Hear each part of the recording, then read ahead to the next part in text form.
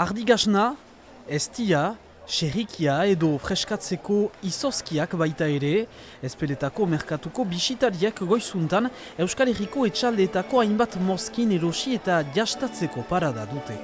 Jastatu nahi dute, galderak egiten duzte eta konte dira, hartzen duzte gauzak. Sinaletu jendeak gero eta gehiago nahi dola laboraria hartu dietuki.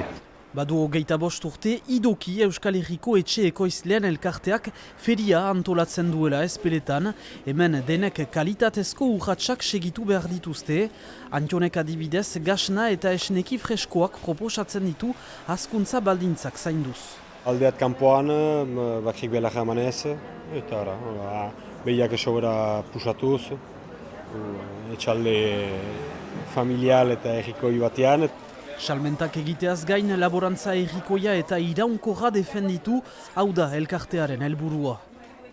Idokin txartzen denean, da zinez bertako laborantza tikia eta direktuki saltzeko gogo hori, grina hori, garatzen duen elkarte bat da idoki. Udatiarrez gain, bertako bezeroak ere hurbiltzen dira. Aspaldi egira, idoki produktuen erosten, hemengo ekoizleenak behitira, kalitatezkoak behitira, eta hemengo jendea biziara zinei behitugu.